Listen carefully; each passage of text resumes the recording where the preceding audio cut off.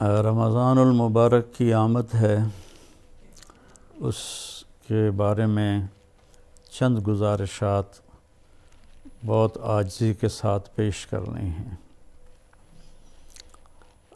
رمضان روزہ بہت بڑا عمل ہے۔ اللہ تعالیٰ نے فرمایا کہ روزے کا بدلہ میں خود ہوں، اور ایک جگہ فرمایا کہ میرے نبی نے کہ کوئی جانتا ہی نہیں ہے کہ روزے کا ثواب اللہ نے کیا رکھا ہے۔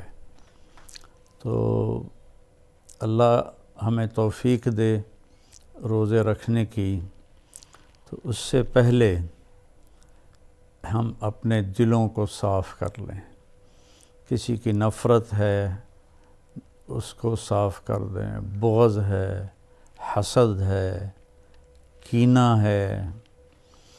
کینہ ہوتا ہے کسی کو نقصان پہنچانے کی نیت، یہ بغض سے زیادہ بڑی چیز ہے۔ تو اس قسم کی جتنے بھی ہمارے دل میں منفی چیزیں ہیں، یہ ہم اللہ سے مانگ کے اپنے دل کو صاف کر دیں تاکہ ہمارے روزے قبول ہوں۔ اور خاص طور پر اگر ماں باپ کی نافرمانی ہے تو رمضان میں اس کی بخشش نہیں ہوتی۔ ماں باپ کے پاؤں پکڑ کے معافی مانگ لیں۔ اگر شراب کی عادت ہے تو شرابی کی بھی بخشش نہیں ہوتی، توبہ کر لے تو سب معاف ہے، تو اس سے بھی ہم توبہ کریں۔ اور رشتہ داروں سے برا سلوک ہے تو اس سے بھی ہم توبہ کریں اور ان سے ملیں، جا کر جھک جائیں۔ اور جھک جانے میں اللہ نے عزت رکھی ہے۔ اور کسی کے بارے میں دل میں کینہ ہے، یعنی اس کو نقصان پہنچانے کی نیت اور ارادہ ہے، اس سے بھی توبہ کریں تو انشاءاللہ ہمارے روزے اللہ کی بارگاہ میں قبول ہوں گے۔ آخری رات اللہ فرماتے ہیں کہ دن کے روزے اور رات کے قیام کی وجہ سے میں نے ان کے سارے گناہ معاف کر دیے۔ اور اللہ تعالیٰ نے ہر امت پہ روزہ فرض کیا ہے۔ ہمارے لیے روزہ آسان کیا ہے کہ ہمارے لیے سحری بھی ہے اور ہمارے لیے افطاری بھی ہے۔ تو اہتمام سے ہم ان روزے رکھیں اور کوشش کریں کہ پیٹ بھر کے نہ کھائیں تاکہ جسمانی فائدہ بھی ہو، روحانی فائدہ بھی ہو۔ اگر ایک مہینہ پورا ہم اس طرح روزہ رکھیں کہ ہمیں ظہر سے بھوک لگنی شروع ہو جائے تو پورے مہینے میں ہمارے جسم کے اندر جتنی بھی کثافتیں اور غلط چیزیں جمع ہیں وہ ساری دھل جاتی ہیں اور صاف ہو جاتی ہیں۔ تو رمضان کا مطلب ہے جل جانا۔ تو رمضان اور جل جانا اور روزہ، اس میں مناسبت یہ ہے کہ جوں جوں انسان روزے رکھتا چلا جاتا ہے اللہ اس کے گناہوں کو جلاتا جاتا ہے، یہاں تک کہ آخری رات اس کے سارے گناہ جلا کے اسے پاک اور صاف کر دیتا ہے۔ تو ہم اپنے دلوں کو صاف کر کے لڑے ہوئے سے صلح کر لیں، معاف کر دیں۔ چند دن کی دنیا ہے، لڑائی جھگڑے کا موقع ہی کہاں ہے۔ چند صبحیں ہیں، چند شامیں ہیں، بہت سی بیت گئیں، تھوڑی باقی ہیں۔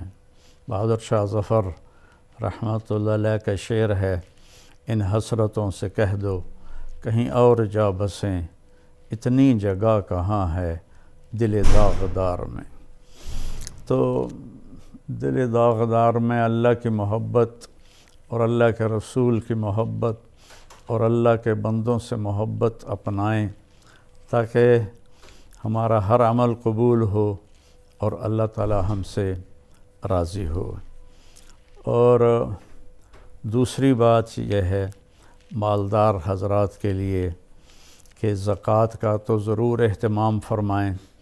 بہت غربت ہے، اور بہت مہنگائی ہے، ہمارے گناہوں کی سزا ہے کہ مہنگائی کا عذاب ہے ہمارے اوپر۔